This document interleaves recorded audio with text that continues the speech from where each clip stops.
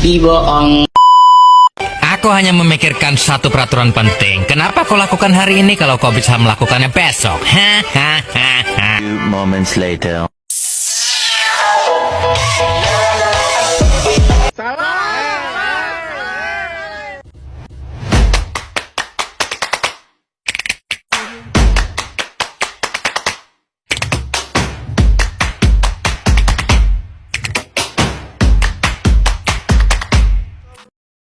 Assalamualaikum warahmatullahi wabarakatuh.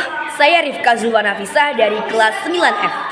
Di sini saya akan membacakan teks yang berjudul Kota Tanpa Buku.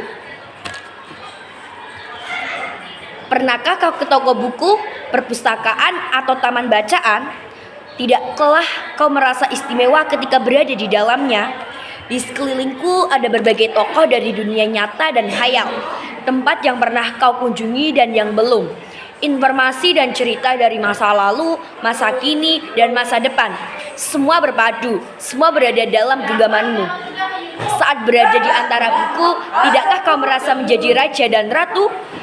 Ruang dan waktu seolah menyatu tanpa batas. Kau bisa terbang, melintas sekat negara dan melewati berbagai zaman.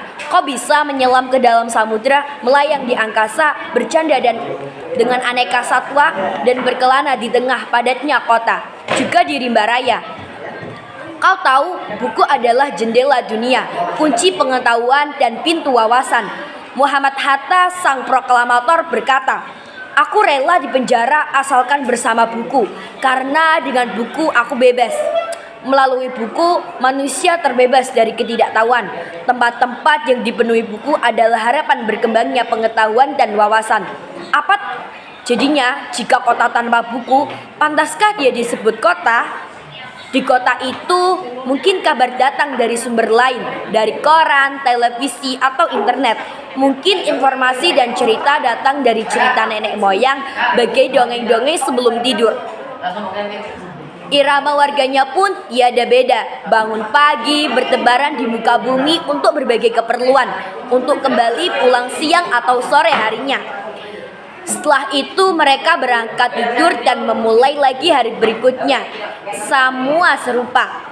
Di kota itu mungkin ada bangunan bernama perpustakaan. Di dalamnya buku-buku berderetan dalam rak yang tak terjamah. Tiada tangan meraih dan membuka halaman demi halaman dengan sukacita.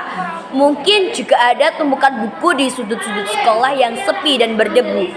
Jarang dikunjungi, jarang dibaca.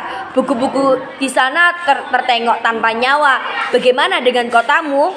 Mungkin kau tinggal di tengah kota yang megah, atau di gang sempit, di desa terpencil, atau di sisi pasir, di kaki gunung.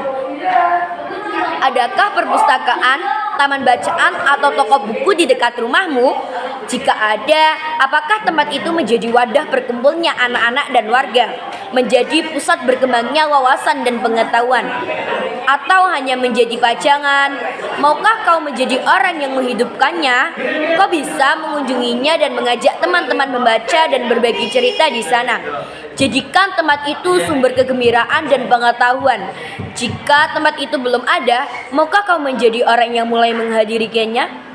Kau bisa memulai dari sebuah sudut di teras rumahmu. Ajak teman-temanmu mulai langkah baru.